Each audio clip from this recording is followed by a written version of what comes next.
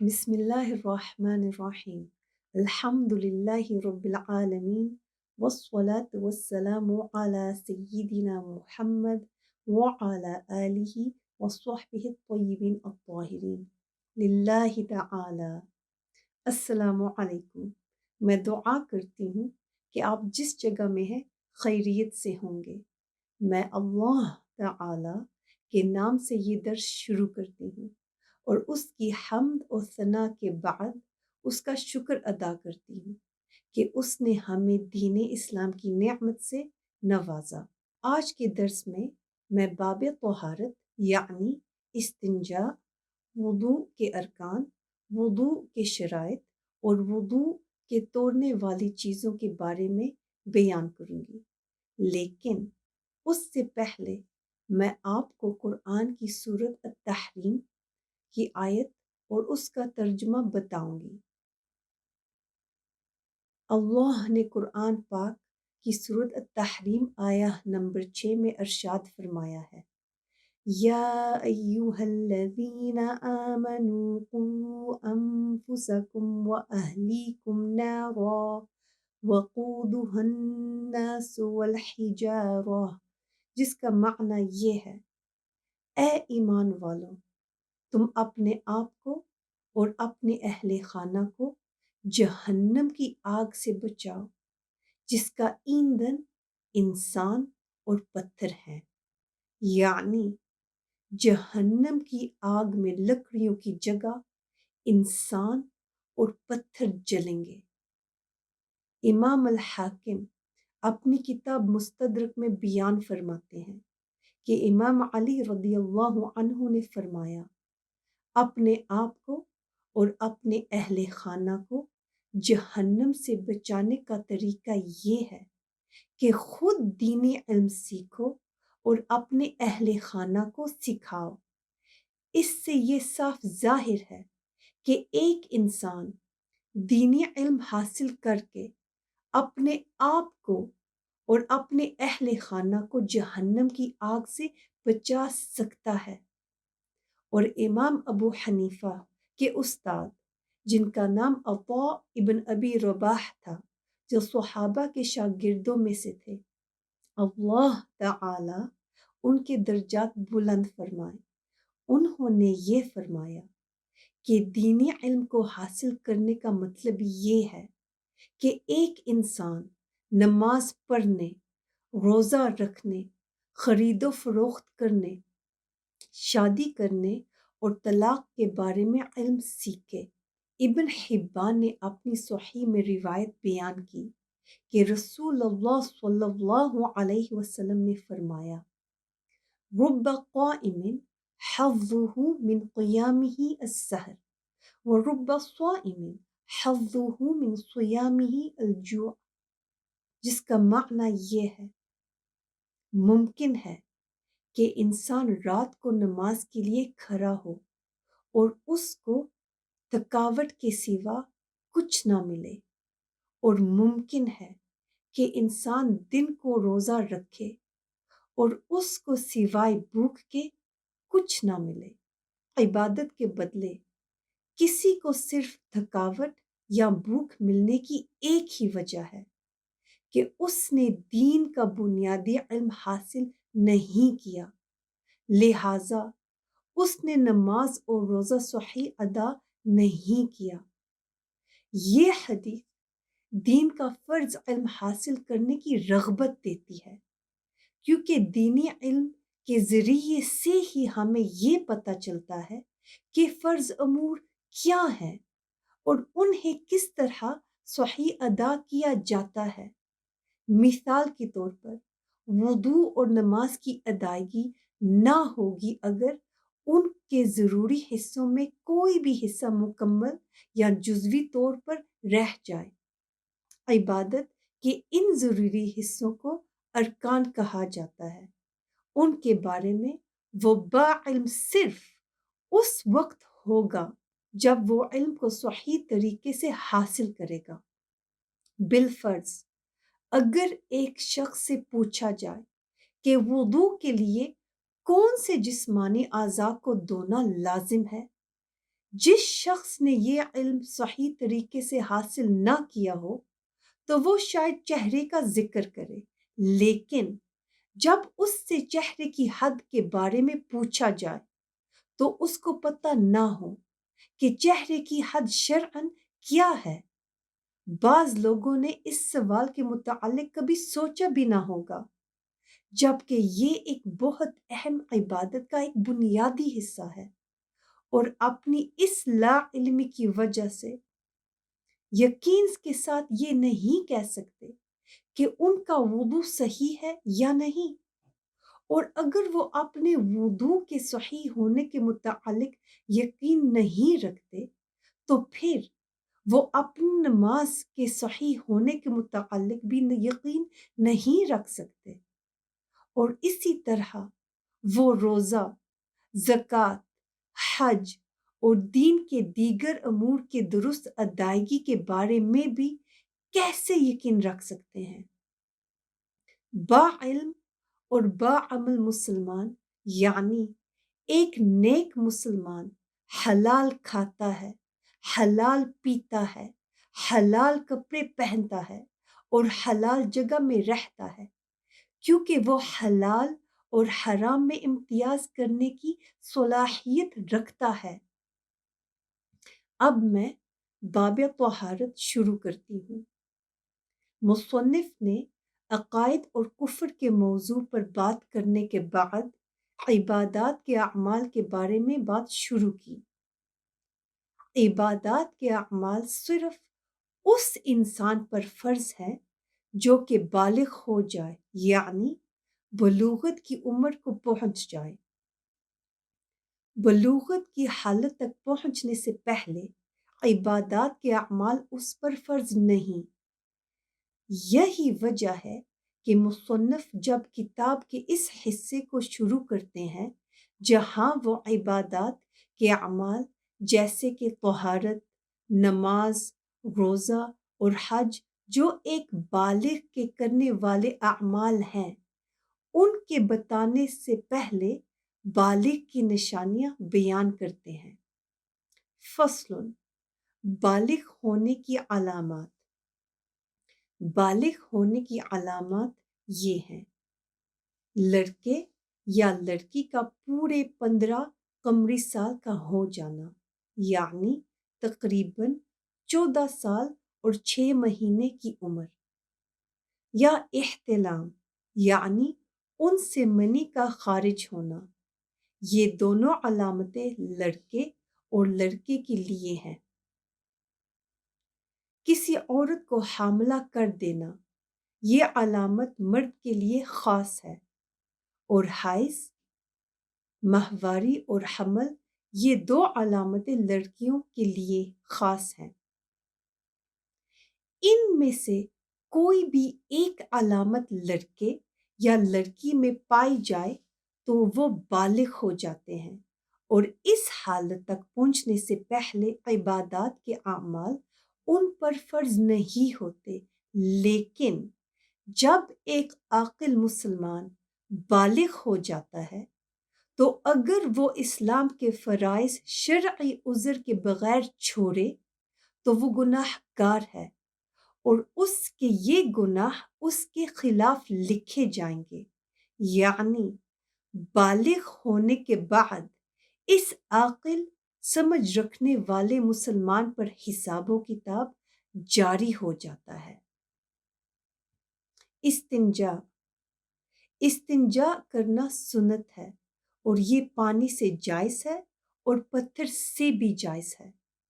استنجا قضاء حاجت کے بعد قبل یعنی پیشاب کرنے والی جگہ یا دبر یعنی پاخانے والی جگہ میں سے نکلی ہوئی پلیدی کا ازالہ کرنا ہے۔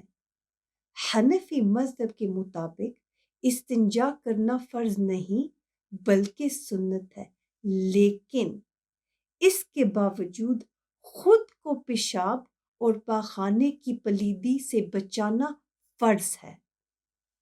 مزید یہ کہ اگر نجاست اپنے مخرج سے 1 مثقالی درہم سے زیادہ پھیل جائے تو پھر اگر کسی کے پاس پانی ہو تو یہ فرض ہے کہ اس کو پانی کے ساتھ مٹائے، کیونکہ اس سے مٹائے بغیر نماز ادا نہ ہوگی۔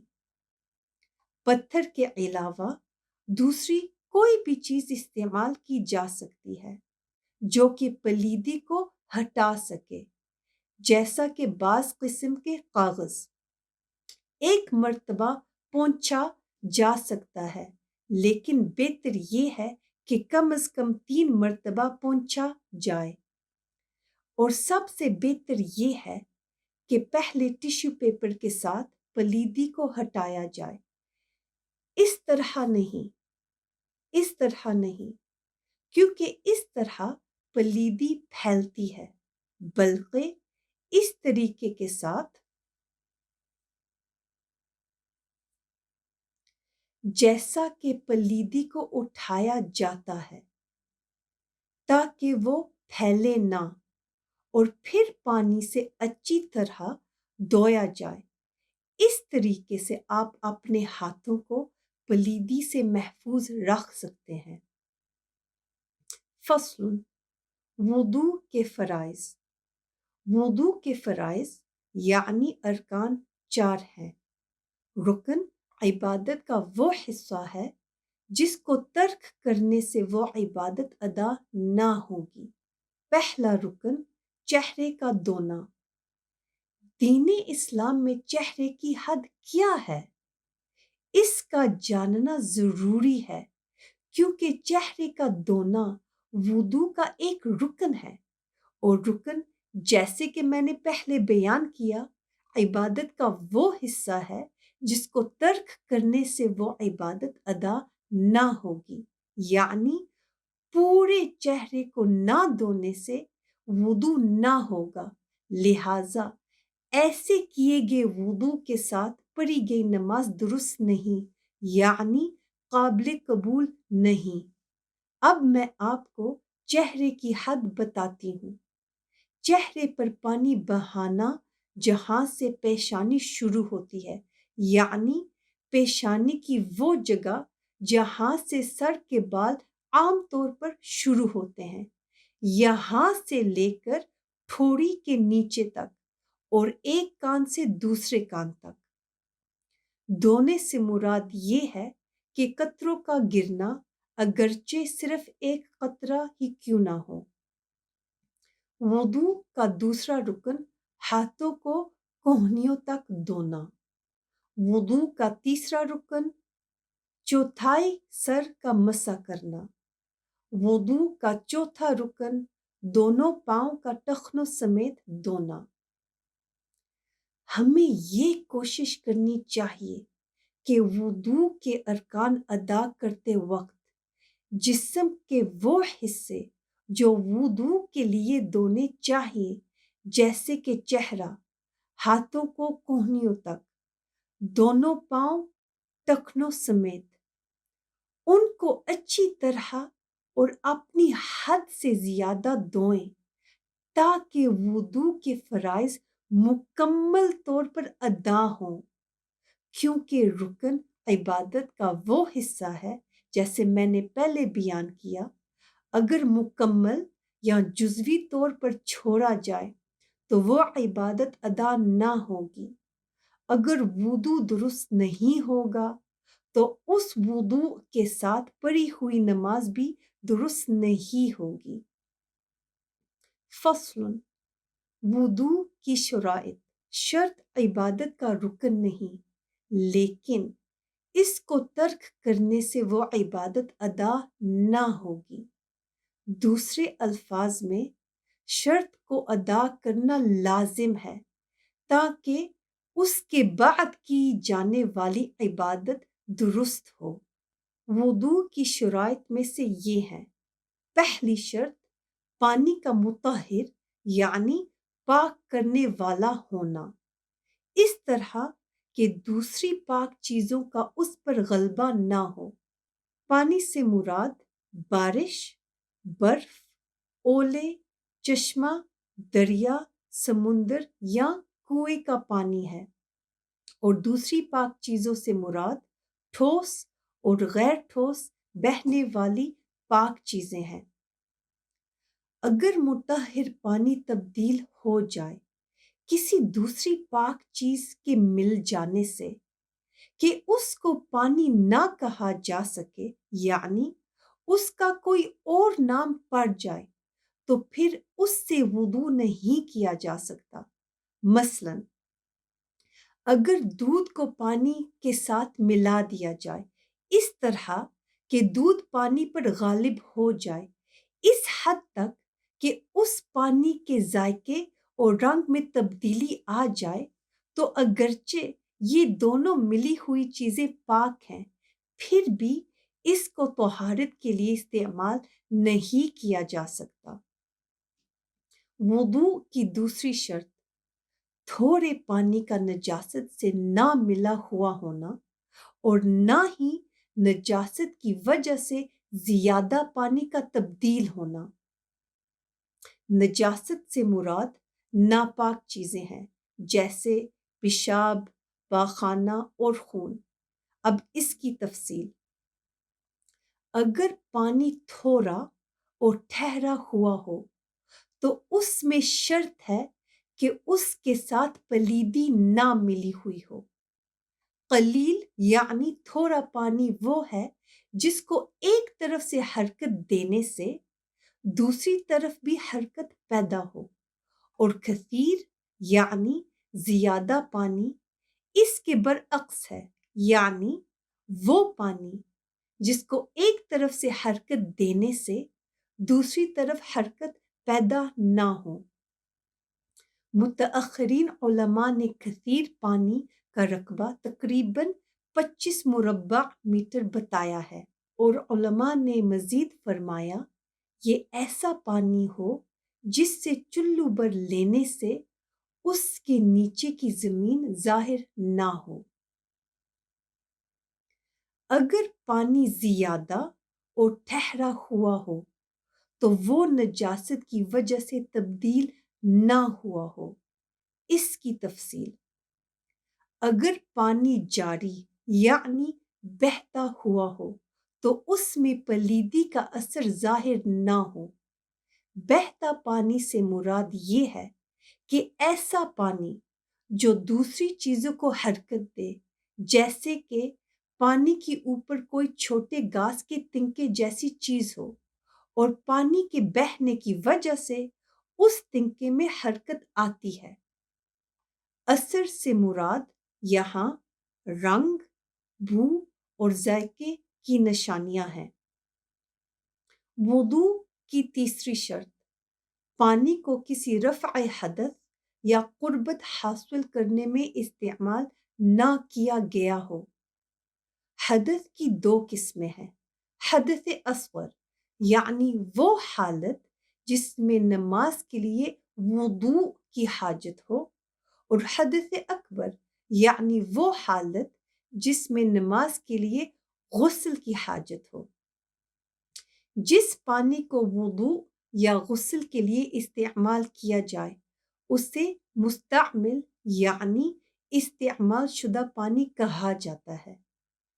اگر استعمال شدہ پانی مطہر پانی سے مل جائے اس حد تک کہ وزن کے لحاظ سے وہ اس پر غلبہ پا لے، یعنی اس سے زیادہ ہو جائے، تو وہ پانی پاک ہے لیکن اب وہ مطہر نہ رہے گا، لہذا اس پانی سے وضو نہیں کیا جا سکتا۔ قربت کی مثال یہ ہے کہ اپنے ہاتھوں کو کھانے سے پہلے نبی پاک صلی اللہ علیہ وسلم کی سنت کی پیروی میں دھونا۔ قربت کا یہ استعمال شدہ پانی پاک ہے لیکن اس کو طہارت کے لیے استعمال نہیں کیا جا سکتا، کیونکہ یہ پاک تو ہے لیکن پاک کرنے والا نہیں۔ فصل وضو کے توڑنے والی چیزیں۔ نمبر 1، ہر وہ چیز جو قبل یا دبر سے خارج ہو۔ قبل یعنی پیشاب کرنے والی جگہ اور دبر یعنی पाखाने वाली जगह। नंबर 2, खून, पीप या जख्म के पानी का बहना। जख्म के पानी का रंग पीला सा होता है और अरबी में इसको स्वदीद कहा जाता है। नंबर 3, मुंह बरक़े यानी उल्टी करना। नंबर 4, अक्ल का ज़ाइल होना, मसलन बेहोशी, पागलपन या नशे की हालत में होना। जब किसी का अक्ल ज़ाइल हो जाए तो इस सूरत में वो हवा, रीह ना खारिज करने का इख्तियार खो देता है और इस वजह से उसका वुदू टूट जाता है। और इसी तरह अगर कोई पहलू, पेट या कमर के बल सो जाए तो उसका भी वुदू टूट जाएगा। नंबर 5, रुकू और सुजूद वाली नमाज के अंदर कहका लगाकर हंसना, इस तरह कि उसके करीब वालों को उसके हंसने की आवाज़ आए। और इसकी मज़ीद कुछ शर्तें हैं, जैसा कि बालिग और बेदारी की हालत में होना। मैं आज का दर्स यहाँ पर ख़त्म करती हूँ। इंशाअल्लाह हम फिर मिलेंगे अगले दर्स में, जिसमें मैं बाब तहारत के बारे में बात करूँगी, गुस्ल के बारे में। आप मुझे और मेरे अहले खाना को भी अपनी दुआओं में याद रखें। अस्सलामु अलैकुम।